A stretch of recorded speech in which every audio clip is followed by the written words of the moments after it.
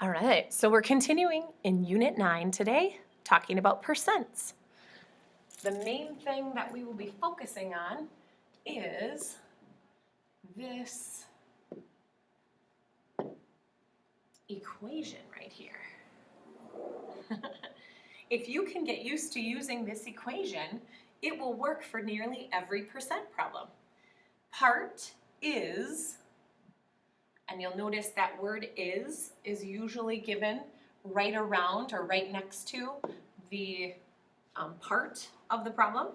Whole of, that's usually where you see the whole is right after or before the word of, and it equals percent over 100. So this is an equation, and more specifically, it's a proportion.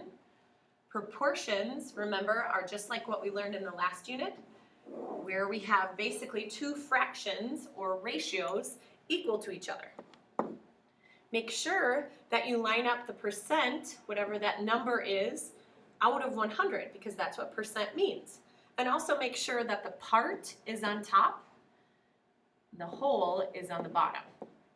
And those words is and of just help you to figure out which is which.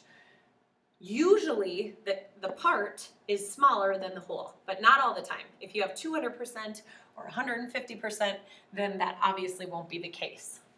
So let's turn ahead to your homework, which is 9-2. Oops, go past the benchmarks. Here we go. 9-2, percent of a number. It's on page 10. I was just checking to see what page it was on. And at the top of that page, rewrite that percent proportion, please. Part over whole, and part is usually is, whole is usually of, and then percent over 100. Again, notice that this proportion is two ratios equal to each other, and that's what we're going to use to solve these. Sometimes they're going to give you the percent and the whole, sometimes they'll give you the part and the whole, and you just have to find the missing number. This 100, though, is given anytime. It's always going to be there, so you know that automatically. All right, so to solve these problems, if you're trying to find 58% of 235, first of all, remember your mental math. That's a little over halfway, and so if we think in our head, oh yeah, a little over half would be 100 and let's say maybe 15, then, or maybe 120 if you want to go a little over half, then that would help you to think about what your answer might be. Now, it's obviously not going to be exactly that.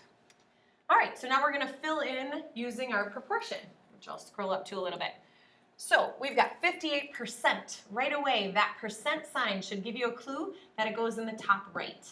Just write the number, though, not the percent, because once you write it over 100, that means the same thing as the percent sign. So 58 over 100, and then we've got of 235. 235, think, is that the part or the whole? And you should have thought it's the whole, so it goes on the bottom. All right, we put x in the missing space, and we solve this proportion. You can think scale factor and multiply by 2.35. You can also cross multiply and divide to solve this problem. That's probably going to be the most popular method because it works every time. So if we do 235 times 58 on our calculator and then divide by 100, make sure that your calculator does it in that order. And then you should get a number with a decimal. Now let's make sure to check our directions. I got 136.3. Hopefully that's what you got. It says round to the nearest tenth if necessary. So that means if I have a tenths place, like this, then I'm good. But if I had more than just the tenths place, then I need to round. So let's look at number 2. 18% of 28. Write your proportion. Again, if you wanted to make it a box, like we've done in the past, that would also be okay. For the 28, it's next to the of, so it's going to go on the bottom left. 18 is the percent. Remember, don't write the percent sign. And that's over 100. We're looking for x. Hopefully yours will look neater than mine. Okay, if we cross multiply and divide as the easiest method, 28 times 18, we divide by 100, and that will give us our decimal answer. So when you get this on the calculator, try it really quickly. Did you get 5.04?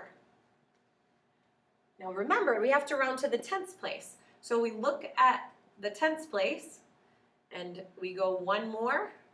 The 4 tells us we round to keep it the same. So the 0 stays the same. But some of you may be thinking, well, do we write the 0? Yes, we do, because that proves that you did round it to the nearest tenth. I would accept either answer though. Some of these you might be able to do in your head using mental math. For example, number 4, you might see that this is just, 2 times 17, because 200% would just be 2 of them. That's fine if you want to use another method, but the biggest thing is I need to see your work. Notice number 5 has decimal. That doesn't change the way you do it. You still write 7.5 over 100 and 240 as the whole. You'll notice all of these problems have the part missing. However, that won't always be the case. So if we look down, notice you're going to answer some questions about money. This is where percents happen in the real world. So for example, a store is offering a 20% discount on sweaters. The regular price of a sweater is, that's supposed to be an is $15. What is the discount? So you are trying to figure out where these numbers go. Now note, the word is here, but is 15 really going to go as the part? Actually, no, it's the regular price. So be careful. Sometimes when the problem is a word problem, you have to figure out what makes the most sense. Not literally. Okay, 20 is the percent. We write that over 100, and we have to figure out what the sale price is, or what the discount is. So for this, if we cross multiply and divide, 15 times 20 divided by 100, we get 3. When you write your answer, you need to make sure that it answers the question, what is the discount? So it's not just 3, it's $3. And notice anything about money needs to be rounded to the nearest cent if needed. If it's asking you what is the sale price, well, think about that. If the discount is $3, that's $3 off, right? And we started with 15, so would it make sense that we would just subtract? I think so. So that would be $12. Please make sure again that you have a dollar sign there. Okay, continue working through these problems. Notice number 12 is going to be referenced in the next page. What is the total paid for the dinner in question 12? We're going to actually be doing this in class, so it's really important you understand how to do this problem. We're going to calculate tip, and we're also going to calculate tax, and we're going to play what's for dinner. So be prepared. All right, looking down at page 11, but problem 15, this is where the problems are a little bit different. It says, Ben earns $325 each week and budgets his money as shown by the percentages in the table below. Find the amount spent in each category.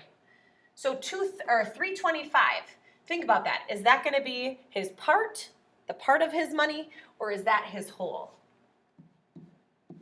If I set up a proportion, hopefully you said that would be the whole, because that's the total amount of money that he has each week. And 12% is withheld for taxes. That's no joke. That's a lot of money. So hopefully when you write your proportion, it would look something like this. You need to find that part. And don't forget to write a dollar sign. Okay, moving forward, if you look at the bottom of this page, 9.2, again, but this is the percent one number is of another number. So this is a little bit different. You still have to find the number, but in this case, you're finding the percent. So if I write a proportion again, I can still solve these problems, but the numbers are going to go in different spots. So it says what percent? If it doesn't give you the percent, then you have to write X in the percent spot. And you write 100 over here still, that stays the same. Of 50 is 12. So this is where the is of kind of helps you. 12 is the part and 50 is the whole, so we need to find the x. And again, of 50 tells you it's probably in the bottom, and is 12 tells you it's probably in the top. And that makes sense, because 50 is the whole number. So now you're trying to find the percent. Don't forget in your answer, it does have to have a percent sign. So if you do 12 times 100, because those two are across from each other, and then divide by 50, that would be one way. You could also see, oh, this is just divide by 2. So if I go this way, sorry, I did that the wrong way. If I go this way, this is just times 2. So I'm just going to multiply by 2 here. You could do that as mental math. So the answer, 24%. Continue through those and finish this page as well as the next page, please, for 9-2. I know it seems like a lot of practice, but it really should go quickly. And you want to be able to play the game in class. So please make sure that you do finish. If you have any questions, please let me know. Send me a message. Great. Keep up the great work.